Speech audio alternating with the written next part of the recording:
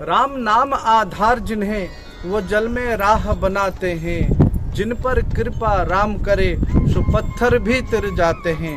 अर्थात राम नाम को जे आधार करे से जलर मध्य रास्ता तैयारी करि पारे एवं जहाँ उपरे रामंकर कृपा हुए सेठी पत्थर मध्य पहरिबाकु लागिଥାଏ। पवित्र चैत्र शुक्ल नवमी तिथि प्रभु श्री रामंकर जन्म दिवस रे आपण मानकु शुभेच्छा। भारतर पौराणिक कथारे अनेक देवादेवी एवं चरित्र वर्णना होइछि, किंतु जेतेबेले राजभार एवं शासनर कथा उठे सेतेबेले आमे रामराज्यर उदाहरण देथाउ।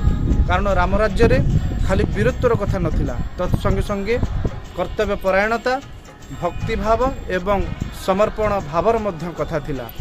प्रकृत वीरत्व होउछि सेही जेतेबेले निजर शत्रु को हरेबार समस्त शक्ति एवं सामर्थ्य थाई मध्य शत्रु को निजर भूल बुझिबा पई सुजोग देबा एवं ताकू क्षमा देबा पई प्रस्ताव देबा। जेतेबेले रावण माँ सीता को हरण करथिला, पृथ्वीर जेकोसी स्वामी एथिरे प्रतिशोध परायण हवा स्वाभाविक, किंतु प्रभु रामचंद्र प्रथमे रावण को माँ सीता को फेराई देवार प्रस्ताव देइथिले एवं ता बदल रे निशर्त क्षमा देवार प्रस्ताव मध्य देइथिले।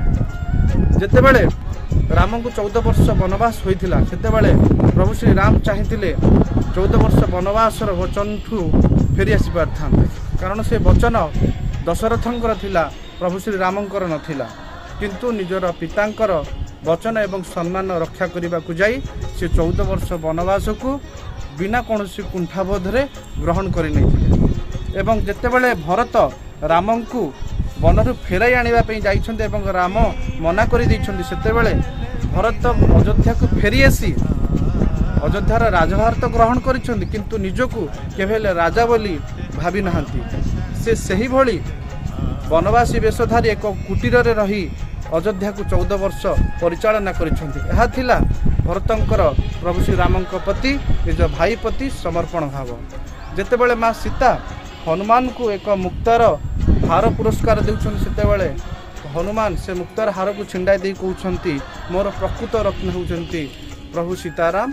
तेणुक जितेबाला यार परीक्षा मगा जाइछि से निजर छाती चिरी देखैछन्ती निज अंतर रे प्रभु सीताराम ही बसिछन्ती। तेणुक एही भली अनेक कथा अछि जोटिकी प्रभु श्री राम मनुष्य जीवन को एक आदर्श जीवन जीवा पई दिग्दर्शन देखैछन्ती।